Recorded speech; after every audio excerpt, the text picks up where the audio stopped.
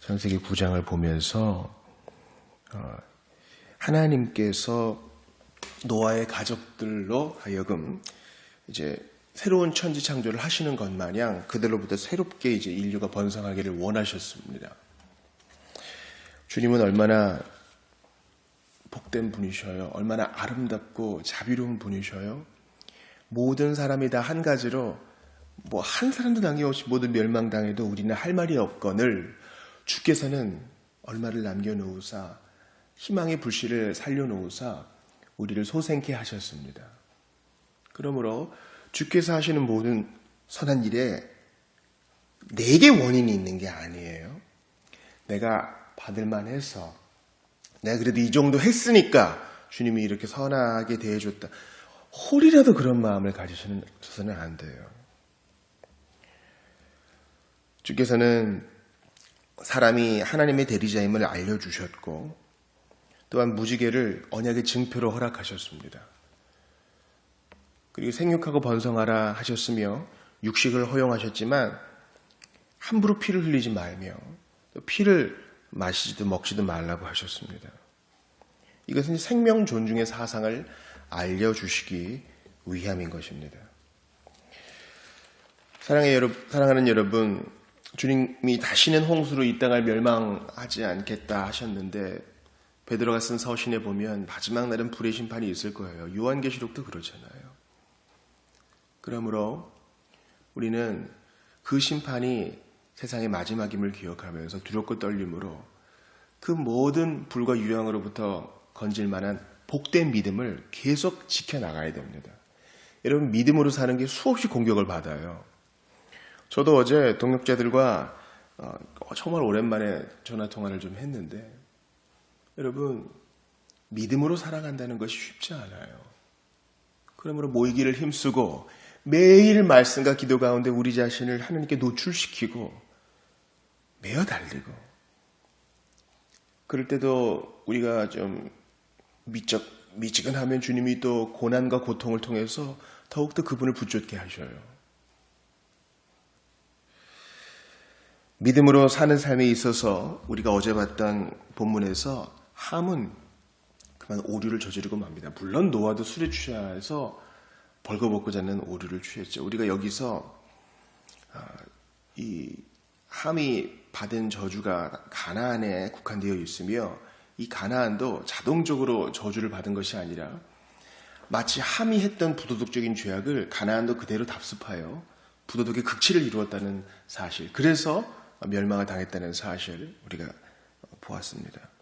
또 하나 중요한 것은 함이 정말 아버지의 그 나체를 보고 그것을 좀 가십거리로 삼고 이런 것이 무슨 큰 죄악이냐 그렇게 질문을 던질 만큼 우리의 기준이 낮았다는 것을 봤죠.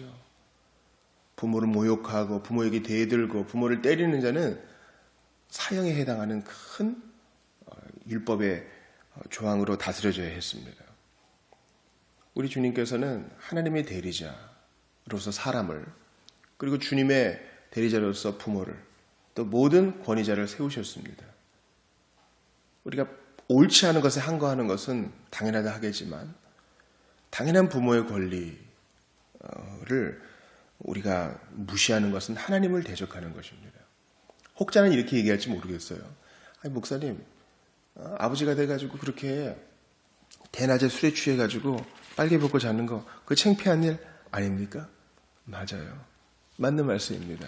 그건 노아의 명명백백한 실수였어요. 하지만 그것은 하나님의 대리자를 세운 하나님이 직접 하실 일이지 그 대리자 밑에 권위에 있는 사람이 가르쳐주고 할 건 아니에요. 물론 아주 정중하고 지혜롭게 조언을 할 수 있겠죠. 나중에 좋은 때를 봐서 아버지 정신이 돌아왔을 때 아버님 이러이러한 일이 있었던 것 같습니다. 다른 사람들 눈도 있고 하니까 제가 아버님께 부탁을 좀 드리겠습니다. 이렇게 조언한 게 아니라 그걸 보고 형제들에게 달려가서 수군도 거렸다는 것은요 정말 큰 일입니다. 여러분, 엘리사를 보고 대머리야 했던 아이들이 곰에 의해서 죽임 당했다는 것도 같은 맥락이에요. 그가 대머리인 것은 그의 유전적 형질이요 어떤 도덕적 비도덕적 영적 비영적인 것을 가르는 기준이 아닙니다. 그것은 그를 세우신 하나님의 권위를 조롱하는 것이에요. 그래서 그런 일들이 벌어진 겁니다. 하지만 성경 잔인하다 이렇게 볼 게 아니라 우리가 말 한마디 할 때 정말 조심해야 돼요. 우리가 어떤 뉴스를 보고 사건을 보잖아요. 그때 우리는 그 자리에서 우리 자신을 딱 떼어내.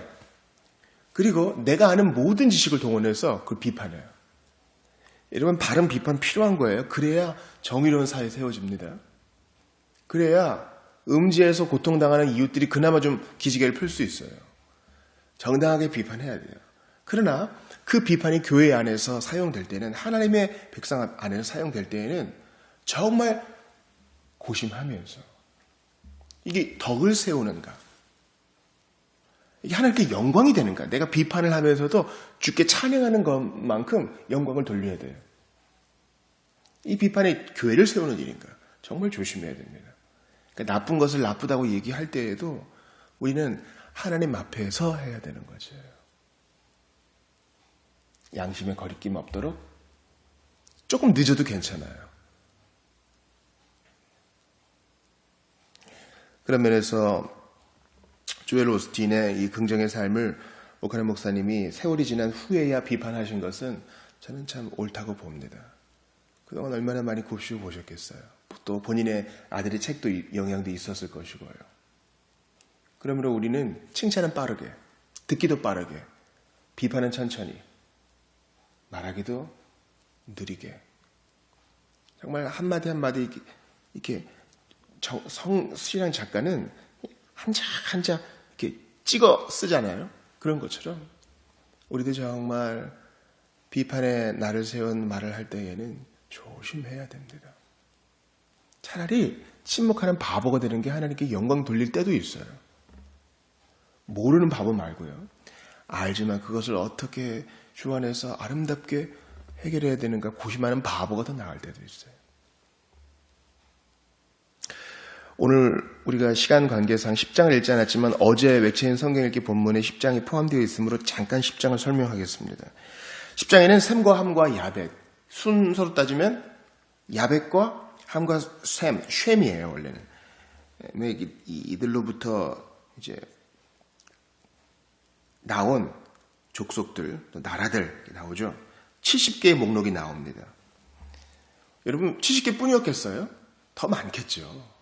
이것은 족보와 마찬가지로 어떤 것을 상징하거나 또는 일부를 취사 선택해서 뜻한 목적을 이루기 위함입니다. 이 70개. 창세기 46장에 보면 애굽에 내려가는 야곱의 자손이 몇 명이었어요? 70명. 딱 70명이었을까요? 야곱과 관련된 온전한 모든 사람들이 다 내려갔다는 의미입니다.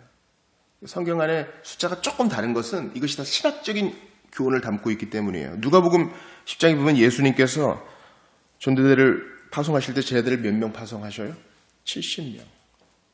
그러니까 이것은 셈, 함, 야벳으로 시작된 모든 인류에 예수님께서 모든 제자들을 파송하신다는 의미도 됩니다.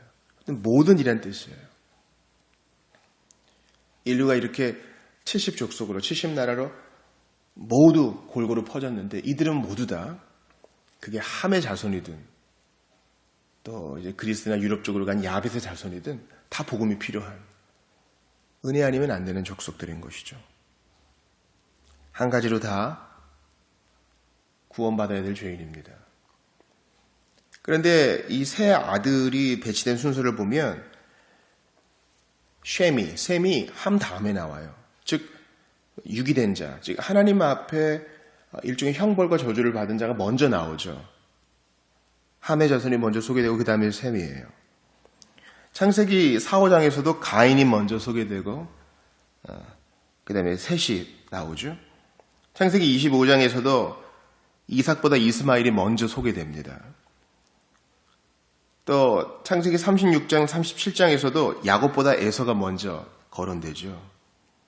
주님께서는 이렇게 택자들의 무리를 뒤에 두심으로써 더 집중을 갖게 하셔요. 오늘 11장에도 보니까 그 셈의 족보, 마지막 족보가 한 번 더 부연되고 또 보강되면서 결국 누굴 얘기하고 하는 거예요? 셈의 후손인 아브라함을 통해서 믿음의 족보가, 계보가 이어진다는 것이에요. 오늘 우리가 읽었던 본문 창세기 11장의 전반부를 보면 이 바벨에서의 일들이 무너진 것을 봅니다. 바벨은 그들은 신의 문이라고 불렀지만 결국 혼란과 혼동이라는 뜻으로 결론이 나고 말았지요. 여러분, 성과 대를 쌓는 것은 나쁜 일이 아니에요. 그들이 성과 대를 쌓을 때 썼던 역청, 진흙 대신 역청, 또 벽돌을 굽는 거. 특별히 이 역청은 방주 만들 때 쓰던 재료잖아요. 그들이 이것을 한 이유는 뭐예요? 흩어짐을 면하고, 그죠? 또 우리의 이름을 내자. 4절에 나오잖아요. 그러니까 하나님께 영광 돌리는 건축이 아니라 바로 교만의 상징으로서 우리 이름, 주님은 그것을 막으셔서 언어를 나누셨습니다. 이 일은 좌절되었죠. 그러므로 여러분, 중요한 도전을 드려요. 보따리 짐을 싸가지고 오늘은 이곳, 내일은 저곳, 이주막 저주막 이렇게 유랑생활을 하는 것이 차라리 나아요. 안정된 내 공간을 만들어서 여기서 마음껏 먹고 마시고 즐기며 쾌락을 누리리라. 역청을 발랐으니 또 홍수가 와도 문제없겠지. 노한역도 잊어버리고 하나님을 무시한, 하나님께 영광 돌리는 모든 행위가 되어야 되는데 우리의 건축수를 봐라 얼마나 멋지냐 하면서 교만을 떠는 것보다 차라리 텐트 생활을 하는 게 나을 수 있어요. 주님께서 그것을 친히 막으신 게 복입니다. 또한 우리는 10절 이후에서 셈에 추가된 족보를 볼 수 있는데 바로 이제 아브라함이 본문이 말하고자 하는 포커스이죠. 그가 이제 나서 자란 이제 우르는 현재 남부 이라크입니다. 그리고 그가 아버지와 함께 이동한 하란은 동부 시리아죠. 먼 거리입니다. 또 이 하란에서 가나안도 먼 거리고요. 그러나 주님은 어찌된 일인지 우상 만들어서 그걸로 밥벌이 하던 족속을 거기로 옮기셨어요. 그리고 오늘 본문에 보면은요, 왜 데라가 이렇게 했는지 전혀 암시된 바가 없어요. 그리고 데라가 하나님을 믿었다 이런 얘기도 없어요. 우리가 내일 볼 창세기 12장에 보면 하나님은 아브라함하고 얘기하시죠. 본문에 기록된 바는 없지만 데라에게 어떤 마음의 변화가 있었던 것 같아요. 그래서 여기서 사는 것이 우리 후손들에게 좋지 않겠다. 좀 더 안정적이고 도덕적인 공간으로 가야 되겠구나. 어쩌면 여기가 좀 좋지 않아서 우리 며느리가 아이를 못 낳는 건 아닐까? 그래서 또 내 아들 하란이 죽은 거 아닐까? 여기를 떠나야겠다. 어떤 그런 마음이 있었을지 몰라요. 고레스의 마음을 움직이신 하나님은 어찌 된 일인지 모르지만 데라의 마음을 움직이셔서 그를 그 우상의 땅에서 벗어나게 하셨어요. 하나님의 손이 있는 것이죠. 한 사람이 이사를 하고 이사를 가고, 제가 어제 가까운 사람과 그런 얘기를 했습니다. 참 현대인은 고향이 없다. 왜냐하면 한 곳에 눌러앉아 살 만큼 자기 집을 소유한 사람이 얼마나 되느냐. 또 집을 소유했다고 해도 경제적 상황에 따라서 여기저기 이동하는 게 현재 상황 아니냐. 그러나 제가 교인 등록할 때 여러분께 말씀드린 바와 같이 한 사람이 거처를 옮기는 것도 이 데라처럼요, 하나님의 섭리의 손길이 있는 거예요. 우리가 자리를 뜨고 일어나고 내 나름대로 짱구를 굴리고 잔머리를 써도 신자의 거취는 주님이 정하십니다. 우리가 여기 있는 것은 의미가 있어요. 뭔가 시킬 일이 있어서 지금 여기 있는 거겠지. 유랑생활과 같은 현대인의 삶입니다. 전세 만료 기간이 지나면 또 어디로 가야 되나 생각해야 되고, 없는 돈은 불지 않아서 또 대출을 생각해야 되고, 보다 쾌적하면서 저렴한 곳을 찾는 것이 티내지 않지만 현대인의 삶입니다. 그리고 금수저, 흙수저 타령하면서 신세한탄을 하며 술잔을 기울이는 것이 현대인의 삶일 수도 있어요. 그러나 신자는 그게 아니에요. 바벨의 성과 대를 쌓으려는 사람을 오히려 멸절시키기보다는 언어를 혼란케 하셔서 흩어지게 하시고 저 멀리 우상더미 속에 살고 있던 사람의 마음을 변화시키사 이주케 하셔서 이제 믿음의 여정이 시작되게 하시는 거예요. 사랑하는 여러분, 우리가 주님의 손 안에 있음을 믿고 의지하시기를 바랍니다. 예수 안에 있는 우리에게는 결코 정죄함이 없습니다. 오늘 우리가 찬송했잖아요.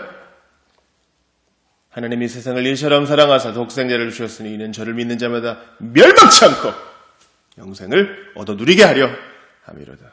들어가고 나가며 꼴을 얻게 될 것입니다. 그러므로 나를 향하신 하나님의 선한 뜻이 있음을 믿고 오늘도 인내하면서 믿음의 발걸음 잘 옮기시기를 바랍니다. 주님이 여러분을 사랑하시고 여러분을 기뻐하시고 성도의 찬양을 즐거이 받으십니다. 우리에 있는 형편 주님이 아셔요. 우리 눈물과 한숨을 아셔요. 그러니 믿음으로 사시는 여러분들 다 되시기 바랍니다. 우리 기도하십시다. 하나님 아버지, 70족속 나누셨지만 그 70족속 다 구원받기를 원하시는 하나님을 믿고 사랑합니다. 오 하나님 아버지, 우리의 교만이 이러합니다. 주님께 허락도 받지 않고 결제도 받지 않고 물어보지도 않고 마음대로 성과 대를 쌓는 교만함이 있사오니 다스려 주시옵소서. 또한 간절히 기도합니다. 한 사람이 이동하고 이주하고 이 모든 배경에는 하나님의 선한 손이 있을 줄 압니다.